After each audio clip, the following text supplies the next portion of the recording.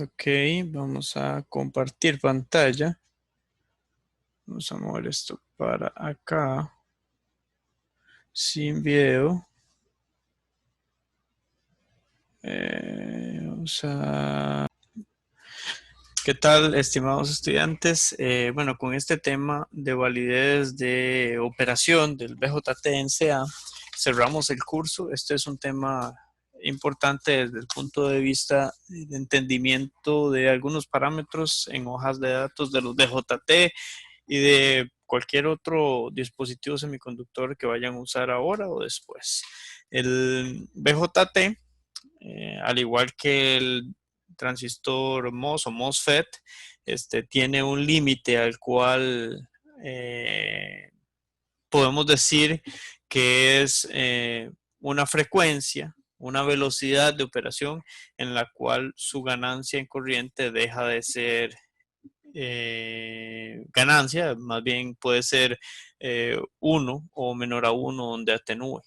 ¿Okay? La velocidad de los circuitos es limitada por o debido a las capacidades internas o parásitas que cada dispositivo semiconductor tenga. ¿Verdad? Esto claramente es intrínseco, por lo tanto es algo con lo que se debe lidiar y pocas veces se puede apaciguar, pocas veces se puede atenuar su efecto. ¿Ok?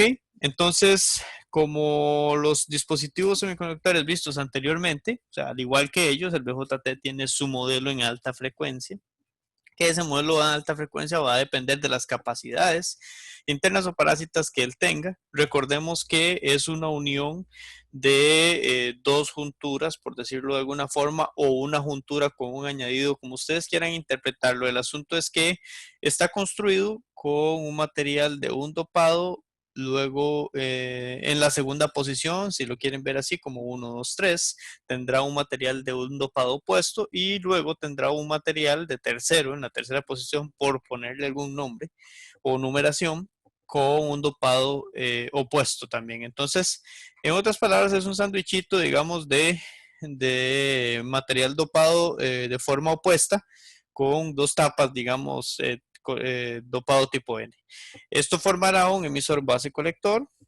Se cumple para ambos casos, para un NPN o para un PNP.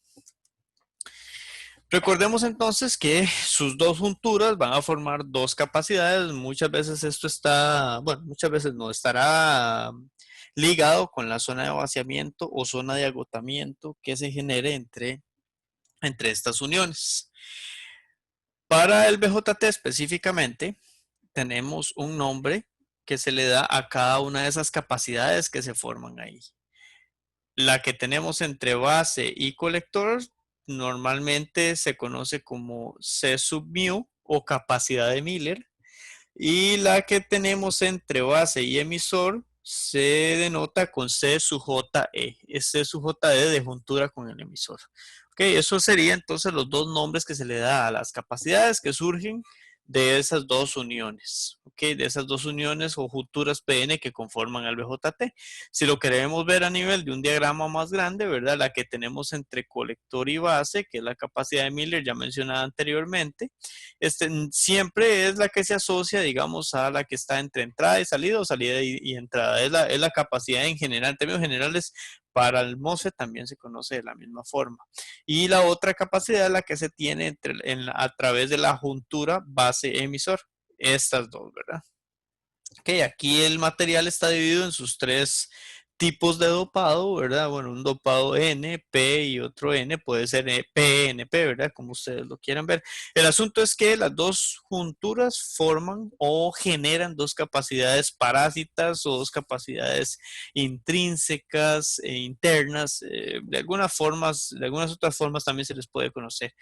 Nosotros sabemos que cuando tenemos junturas PN, esto sucede, ¿verdad? Cuando colocamos dos materiales de dopado distinto juntos, van a tener una polarización directa y una polarización inversa. Por lo tanto, vamos a decir que tendremos dos capacidades que hay que tomar en cuenta a la hora de analizar su respuesta en el dominio frecuencial, es decir, la variación de la frecuencia.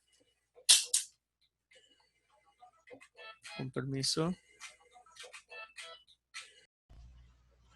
Ok, entonces como les decía, Son estas dos capacidades las que reflejan lo que de forma intrínseca tiene un BJT.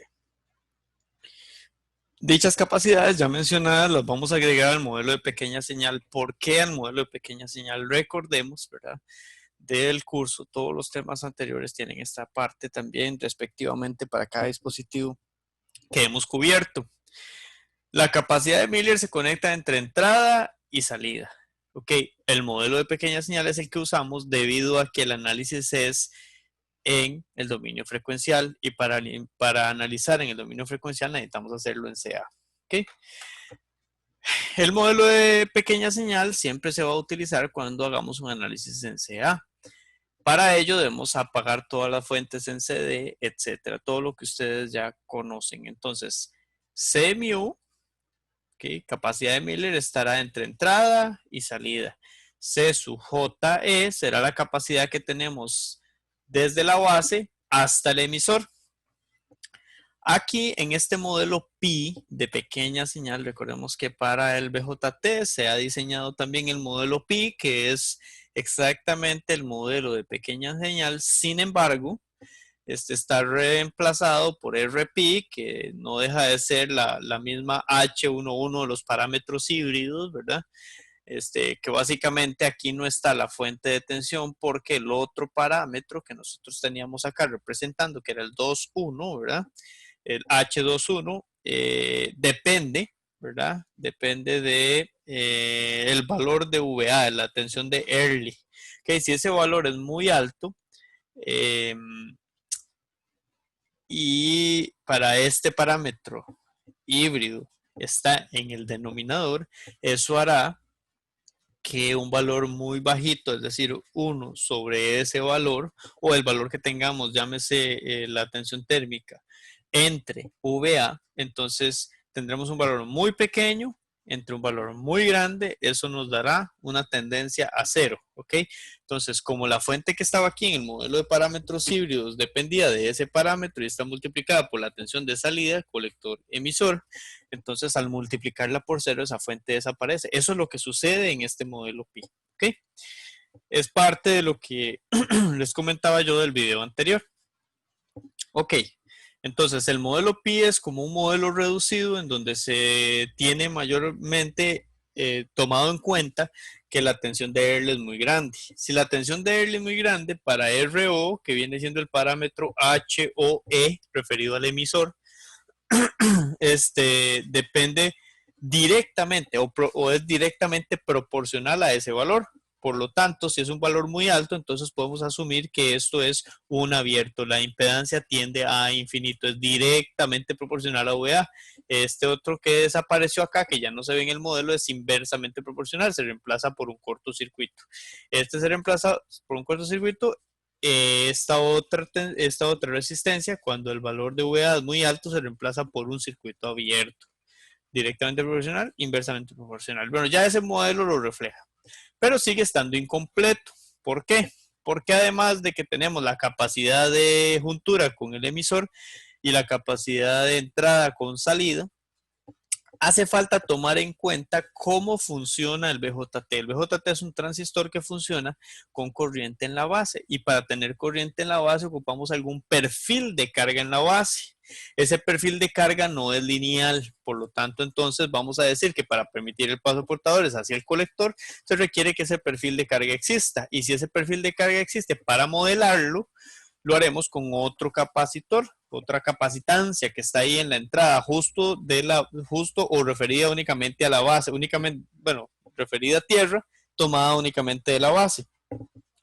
Se sube, lo pongo acá en paralelo con C sub JE, porque como es un modelo referido al emisor, entonces quedará tierra en el emisor y tierra al otro lado, digamos, de la capacidad representada, o ese modelo de varianza de carga que tenemos en la base para que este transistor conduzca portadores desde el emisor hacia el colector.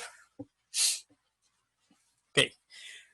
Como se les dije anteriormente, ese perfil de carga no es lineal y lo representamos, ¿verdad? La corriente de colector va a cambiar, así como cambia un capacitor, porque estamos modelando ese perfil de carga con un capacitor. Ahora bien, recuerden que ustedes dirán, ¿por qué IC y no IB?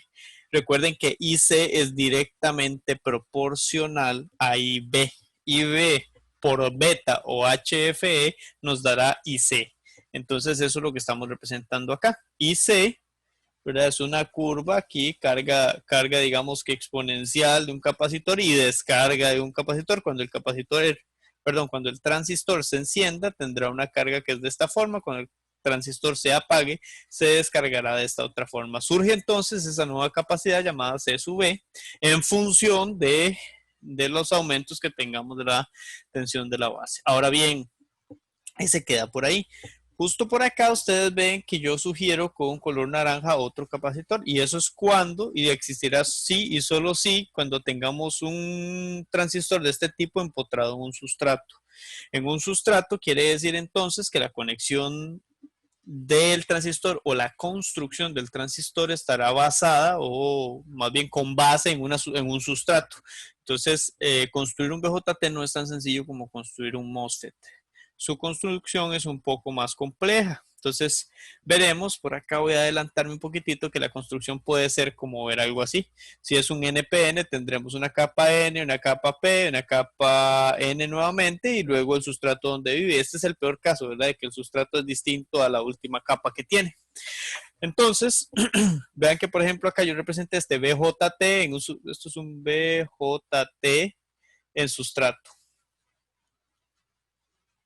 ¿Okay? Porque si no fuese así, si por ejemplo yo quisiera hacer, supongamos que este sustrato es P, si yo quisiese hacer un PNP, pues entonces no hace falta esta última capa, pero en fin, tomamos el peor caso. Entonces esta parte de acá tendremos una capacidad desde el colector hacia el sustrato. Eso me genera por tanto una C sub CS, ¿ok? Que referida al sustrato, y como el sustrato siempre está conectado a tierra también, entonces tendremos que estará referida de la misma forma. Entonces tendremos que quedar acá en paralelo a la salida. Que dicho lo anterior, si nos devolvemos, vamos a tener entonces una combinación del capacitor o capacidad o capacitancia de la base con C sub JE. Esto nos va a dar entonces para el modelo pi un C sub pi, que va a ser el paralelo de esos dos debido a que quedan conectados en paralelo como lo vimos anteriormente. Si se tiene empotrado este dispositivo en sustrato, ya también cubrimos la parte de que surgirá una nueva capacidad, la capacidad que hay entre colector y bulk o sustrato en el idioma español. Eso es cuando estamos hablando, por ejemplo, de circuitos integrados. Normalmente, si estamos hablando de integrado que está compuesto en alguna de sus partes por un BJT o contiene un BJT, definitivamente esa capacitancia o esa capacidad existe. ¿Okay? ¿Por qué? Porque estará referido, digamos, estará el colector normalmente entrando o de última capa a la pura par del sustrato. Entonces, C es su CS. Ya dicho lo anterior, tenemos forma de completar el modelo. Este sí sería el modelo completo. El completo incluye la capacidad de Miller, incluye la capacidad sub pi, que es un paralelo de C sub JE con CB, y además de eso incluye la capacidad que tenemos respecto al sustrato o el bulk en el idioma inglés. Llamamos bulk igual que el MOSFET porque ese es el nombre del sustrato. Si por ejemplo un circuito tuviese un transistor MOSFET y un BJT, podría ser en un circuito integrado, sería el mismo bulk. ¿Ok? Bueno, dicho lo anterior, ¿cómo afecta esto en frecuencia? Vean todas las capacidades que surgen para el transistor. Entonces, vamos a decir que un modelo tiene su validez en frecuencia cuando deja de tener ganancia de corriente. Dejar de tener ganancia de corriente quiere decir que la corriente de salida empata la corriente de entrada o que son iguales o que la salida es menor que la entrada, lo cual es una atenuación. Entonces a eso es la parte que tenemos que analizar en el modelo de alta frecuencia. Hasta dónde llega ese transistor, hasta dónde opera correctamente en la región activa. Recordemos, ¿verdad? Que la región activa del BJT equivale a la región de saturación del MOSFET, ¿ok? Es donde ambos funcionan como fuentes de corriente. Al funcionar como fuentes de corriente, entonces estamos asumiendo que la corriente, o estamos diciendo que la corriente de salida es mucho mayor que la corriente de entrada, es decir, que I sub C es mucho mayor que I sub B, ¿ok?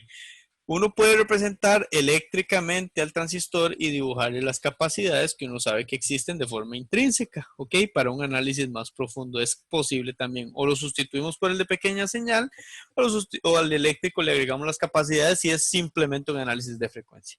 ¿Ok? Recordemos que un capacitor tiene una impedancia equivalente a 1 sobre J omega C. Y si la frecuencia aumenta, este número se vuelve muy grande y la impedancia tiende a cero. Entonces, si la frecuencia aumenta, si la frecuencia aumenta, omega aumenta, y si omega aumenta, Z baja. ¿Okay? Entonces, vean que aquí esto implica que tenemos un Z sub C sub mu, un Z sub C sub CSC, sub CS, perdón, y un Z sub C pi, ¿verdad? Entonces, las capacidades todas implican una impedancia. Esa impedancia se va a ver afectada conforme variemos la frecuencia. Ahora bien, la frecuencia en tránsito, como se los dije anteriormente, es un concepto que manejamos cuando la corriente empata en ambos lados, cuando son iguales. Varias capacidades envueltas definen el límite de velocidad. Velocidad se asocia con frecuencia de operación, ¿sí? Velocidad sinónimo de frecuencia. Que es qué tan rápido puede conmutar un transistor. ¿De acuerdo? ¿Y qué tan rápido eso afecta las impedancias envueltas en las capacidades parásitas que tiene cuando está operando como fuente de corriente? Es decir, esto solo aplica para el modelo digamos, donde la región de operación donde queremos una amplificación de corriente. La frecuencia en tránsito es referida, digamos, o será una referencia a un circuito que utilice un BJT. Si, por ejemplo, quisiéramos un circuito que opere en una frecuencia como 100 MHz y escogemos un transistor que tiene una frecuencia en tránsito de 50 MHz, claramente eso no va a funcionar porque ese transistor no va a poder operar si lo queremos como amplificador y probablemente tenga problemas en otra región de operación. ¿Ok?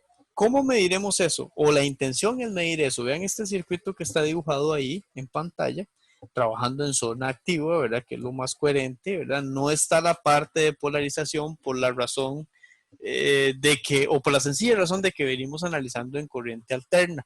Recuerden que en corriente alterna nosotros apagamos todas las fuentes en CC. Entonces este circuito asume que ya todo eso está y esto es lo que quedó, por decir de alguna forma, ¿verdad? Lo que quedó de todo el circuito entero que polarizado lleva a trabajar al transistor en zona activa. ¿Ok? Eso no se ve reflejado acá porque no es la idea en CA. En CA nosotros analizamos solamente pequeñas señales. Entonces el circuito de medición en CA sin la polarización, que no se ve acá, no significa que no esté. Nada más asumimos que funciona correctamente en región activa. Okay, la idea es medir cuánto es esa frecuencia. Entonces, esa frecuencia, como se los dije anteriormente, está asociada con la velocidad intrínseca de Q.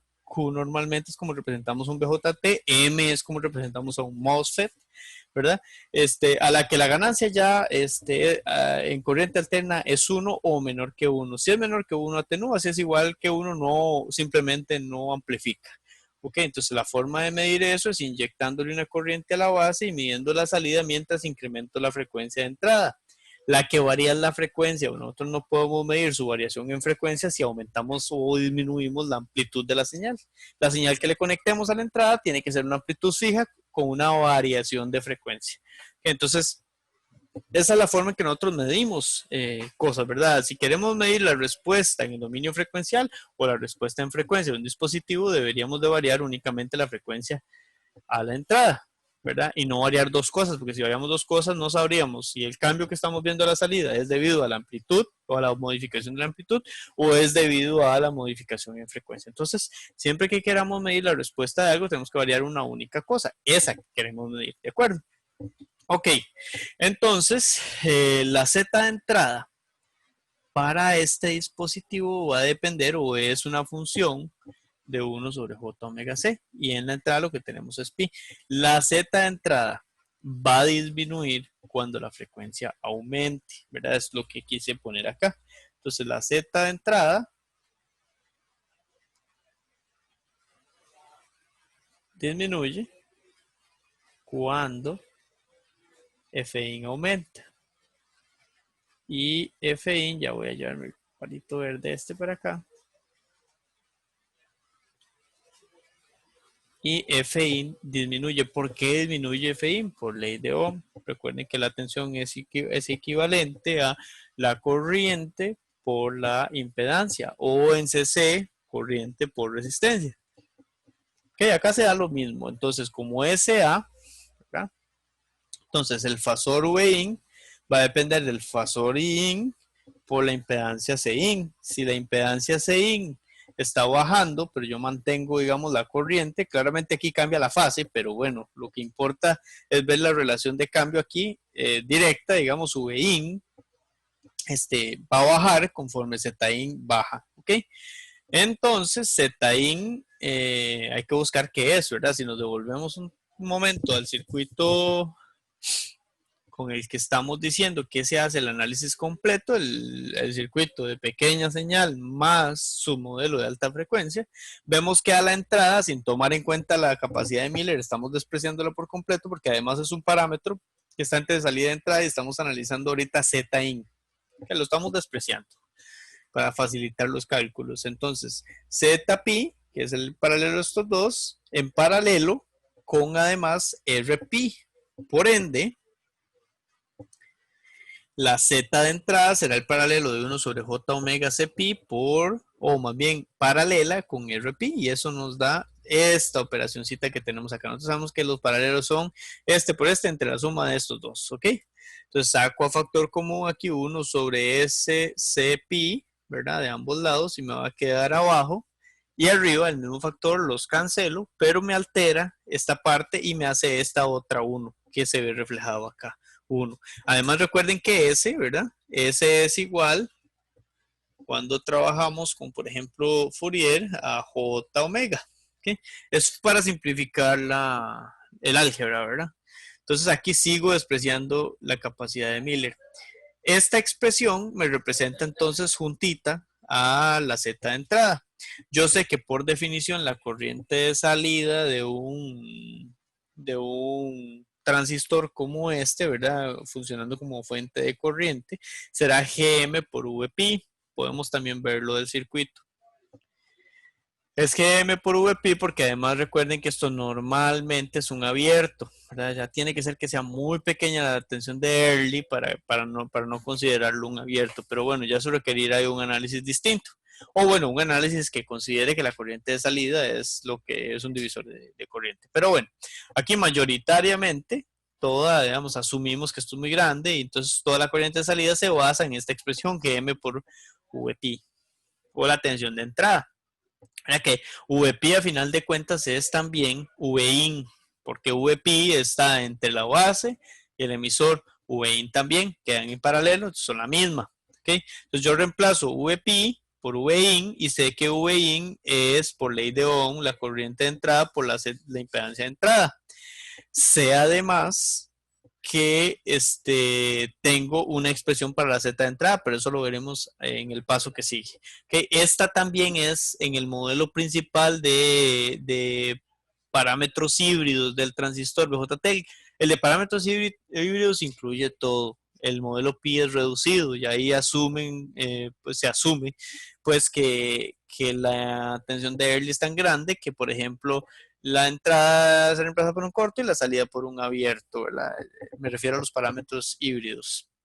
Ok, entonces, en síntesis, como Vin es igual a Zin por Iin, entonces lo reemplazo acá. ¿Qué pasa? ¿Y qué gano con esto? Tengo una función que tiene Iin e Iout. Ya puedo plantear la ganancia en corriente. La ganancia en corriente siempre será la corriente de salida entre la corriente de entrada. Y lo que ando buscando es la frecuencia a la cual esa expresión se me hace 1, que es lo que estoy señalando acá, ¿verdad? Entonces, como se me hace 1 ahí y yo tengo una igualdad para eso, sé que es Gm por Zin, pero además sé que Zin tiene una expresión que la tengo calculada por acá arriba. Ok, al final de cuentas es esto reducido, ¿verdad? El reemplazo ahí. Entonces, siempre recordando que S es igual a J omega y que J omega es igual a J2pi por FT. FT es lo que ando buscando. Podría también expresarlo acá como si fuese omega T. Omega T porque ya yo estoy igualando esto a 1. Entonces, cuando es 1, esto se convierte en omega T, la frecuencia angular de transición, su T. ¿Ok? Ahora bien, esta expresión igualada a 1 quiere decir que todo esto de aquí abajo yo lo puedo pasar al otro lado, a multiplicar por 1 y queda esta expresión. Si considero que lo que hubo fue un aumento en la frecuencia por acá, entonces puedo decir que esta parte de la expresión es muchísimo más alta que este 1, ¿verdad? Esperaría que la frecuencia angular, la cual se dé la frecuencia en tránsito, perdón, frecuencia en tránsito, no sea cercana a 1, ¿verdad? Entonces esto es mucho mayor a esto y se puede anular. Entonces, como lo anulo, me queda una expresión bastante más sencilla. Me queda RPi S por Cpi igual a Gm por Rpi. Tengo Rpi a ambos lados, me los vuelo, ¿verdad? Y recordando que omega t es igual a 2pi por Ft y que además la magnitud de un número complejo se puede calcular como la raíz de a cuadrado más b cuadrado, pero como aquí la parte real es 0, entonces al final esta raíz con el cuadrado de b se va y me queda la parte esta que acompaña j. Ok, entonces ahí no hace falta que yo haga mayor cálculo, simplemente quito la j. Ok, si quito la j, vean que entonces me quedará acá omega t, y bueno, este ft no hace mucho acá, omega t, y aquí extraigo ft. Entonces, si quiero despejar ft, tengo que decir que es gm dividido entre cpi vamos a ver, entre cpi por 2pi si es ft. ¿Ok? Si es ft, que es la que tengo acá. Esto me daría unidades de hertz. Si yo simplemente digo esto es omega t, no me importa, entonces todo esto es omega t, y este simplemente lo paso a dividir y me queda gm entre cpi, despreciando siempre la capacidad de Miller. Si yo por algo no puedo despreciar la capacidad de Miller porque es muy alta, entonces la expresión será la siguiente. ¿Ok? Omega t será igual a 2pi por ft, pero omega t es ahora gm entre la raíz de 2 semius pi y sumado pi cuadrado. Que esto habría que hacer un análisis claramente desde arriba trayéndose c sub mu sin despreciarla. Bueno, acá les traigo un ejemplito para cerrar el tema, donde dice, para el circuito identifique todas las capacidades e identifique las paralelas y las que quedan referenciadas a tierra en ambos lados. Eso es importante porque las anula. Si un dispositivo tiene tierra a ambos lados, queda anulado. Entonces vean que el circuito es este en color azul, tiene dos transistores, Q1 abajo, Q2 arriba, y a la par, a la derecha, pueden ver el equivalente con el dibujo eléctrico de todas las capacidades. Entonces, la mu, que está entre entrada y salida, la pi, que está entre B y E, y la CSC cuando se considera que está montado sobre un sustrato. Sustituyo esto que está aquí en la nota por cada uno de los transistores acá en pequeña señal, ¿verdad? Lo cual quiere decir que VCC se apaga, es decir, queda conectada a tierra, por ende surgen estas dos conexiones a tierra acá. ¿Y qué es lo que sucede? Vean que la de Miller, como este está autopolarizado, va a quedar conectado a tierra acá y tierra acá. Entonces, esa capacidad de Miller entre entrada y salida se anula. La capacidad que hay entre colector y sustrato de esa misma también se anula porque el colector, que es esta parte de arriba, queda conectado a tierra también. Y como está referenciado a tierra, que puede ser una conexión con el emisor también, queda con tierra ambos lados. Entonces, estas dos de aquí arriba quedan anuladas, pero la pi no, porque la pi es una conexión del emisor con la base. La única que estaría conectada a tierra es la base porque estaba autopolarizado, recuerden. Ok, entonces muy bien, ese ese transistor de arriba, el Q2, queda únicamente influido, ¿verdad? O influyendo en el circuito con este CPi2 para esa parte. ¿Ok? Entonces CPi2 queda en un extremo colocado en el colector de Q1 y en el otro extremo en tierra. Pero Q1 también tiene su propio CS1 y su CL, que es parte del circuito original, la capacidad de carga. Por lo tanto, estos tres quedan en paralelo. Este este y este, porque todos están referenciados a tierra y del otro lado quedan con el mismo nodo. ¿Okay? Los otros dos, que son los de entrada, no quedan referenciados a tierra, quedan más bien conectados a la entrada, por lo tanto esos dos no son parte de lo que nos preguntan en el enunciado, simplemente dicen identifique todas las capacidades, bueno, es parte de identificar la capacidad, pero no está ni en paralelo, ni queda referenciado a tierra por ambos lados. Por lo tanto, ese sería el ejercicio. Aquí yo resalto quiénes quedaron en paralelo y quiénes quedaron a ambos lados a tierra. Eso sería, chicos. Muchas gracias por la atención.